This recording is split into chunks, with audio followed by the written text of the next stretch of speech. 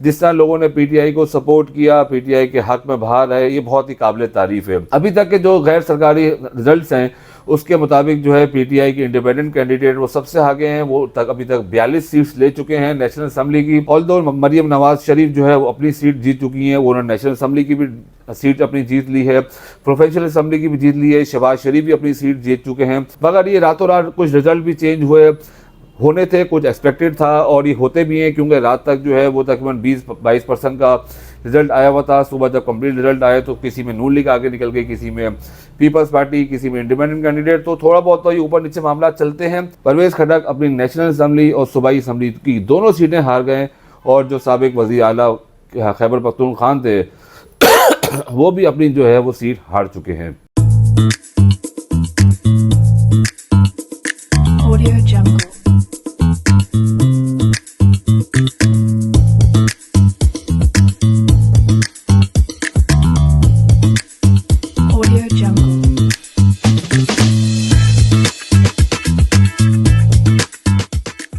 अस्सलाम वालेकुम, कैसे हैं आप सब? खैरियत से हैं? ठीक ठाक हैं? इलेक्शन 2024 के रिजल्ट्स के लिए गहमा गहमी जारी है और ऑलमोस्ट 20 घंटे हो चुके हैं, मगर still election commission of Pakistan result announce करने में नाकाम रहा।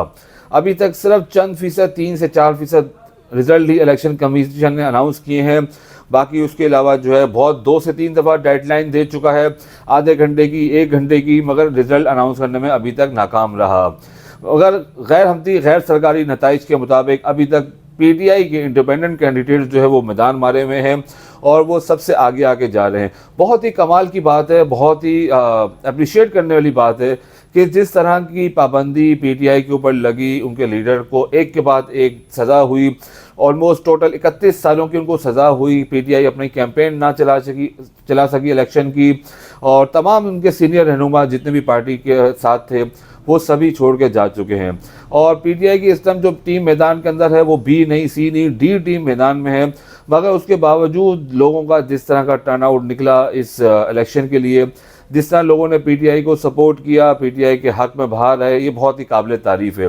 मगर क्योंकि जिस तरह के हालात है, इतने मुश्किल हालात के अंदर एक तो इलेक्शन लड़ना और उसके बाद अपनी जगह पे स्टैंड करना, ये बहुत ही काबिल तारीफ है।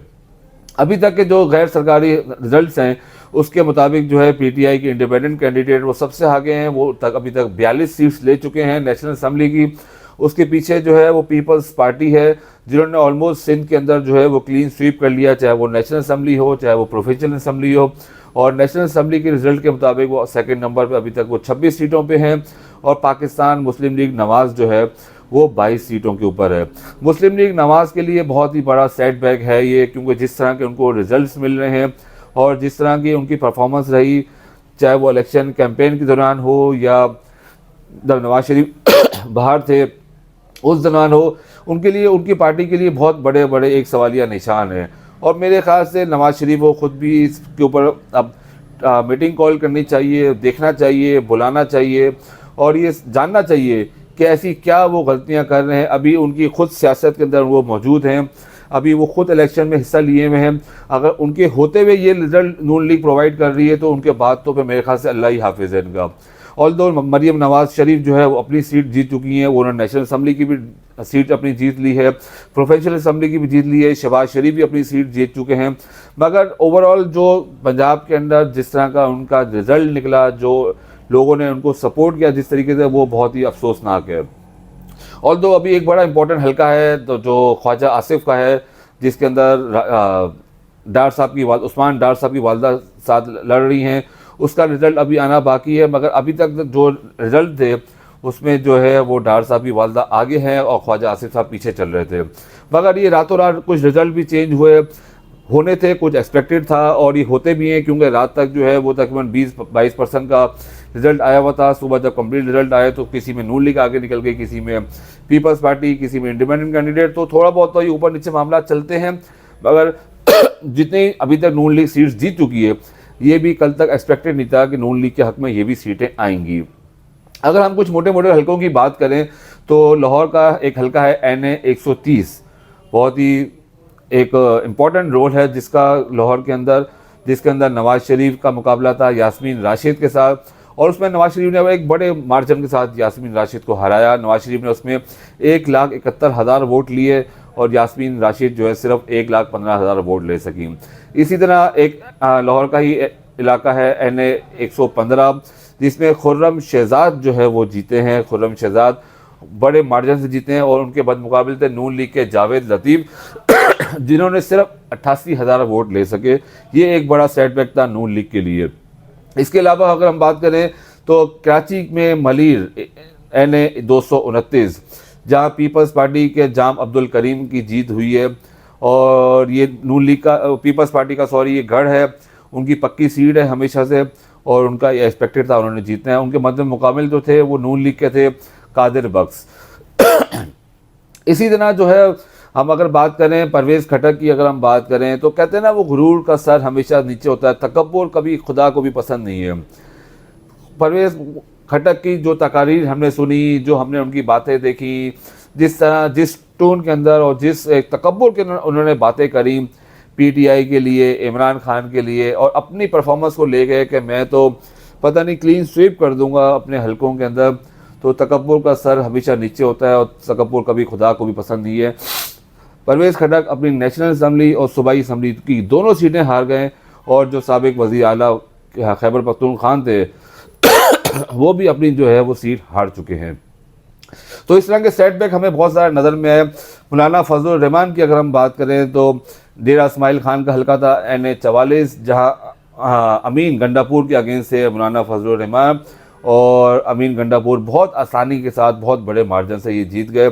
उन्होंने 92,000 वोट लिए और फजलुर रहमान ने जो है 60,000 वोट ले सके। इसी तरह हम बात करें NA 149 की, जहाँ पे आमिर डोगर ने जहांगीर खान तरीन को हराया और बड़े मार्जिन से हराया। जहांगीर खान तरीन अपनी दोनों सीटें हार गए, लोधना वाली सीट भी अपनी हार गए वो, और ये मुल्तान वाली सीट भी हार गए। मुल्तान वाली सीट में आमिर खान डोगर ने जो है वो 143 वोट लिए, 1,43,000 वोट लिए, और जहांगीर खान सिर्फ और सिर्फ 50,000 वोट जो है वो ले सके। जहांगीर खान अपनी दोनों सीटें हार चुके हैं, ऑल्दो अभी जो है वो IPB की बाकी जो कैंडिडेट हैं उनके रिज़ल्ट आना बाकी हैं। अब्दुल करीम खान का रिज़ल्ट अभी आना बाकी है, अब्दुल अलीम खान का रिज़ल्ट अभी आना बाकी है, अभी अनाउंस नहीं हुआ, जो वो लाहौर की सीट से लड़ रहे हैं।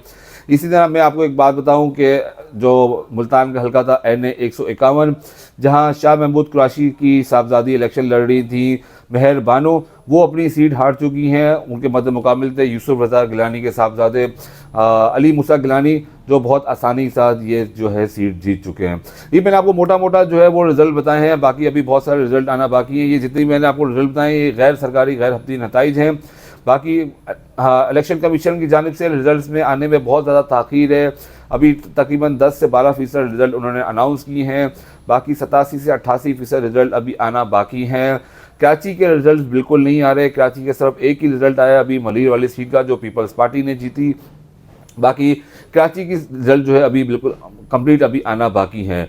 और फॉर्म 45 हो, फॉर्म 46 हो, इसके ऊपर बहुत बड़ी बहस छिड़ी हुई है, क्योंकि ये कैंडिडेट्स को दिए नहीं जा रहे हैं और रात से ही जो है तमाम पार्टियों के कैंडिडेट जो हैं वो दफातर के बाहर खड़े में, मगर फॉर्म 45 और फॉर्म 46, 47 का जिस तरह हमेशा से ही फड्डा पड़ा हुआ होता है, इस दफ़ा भी वही हाल है।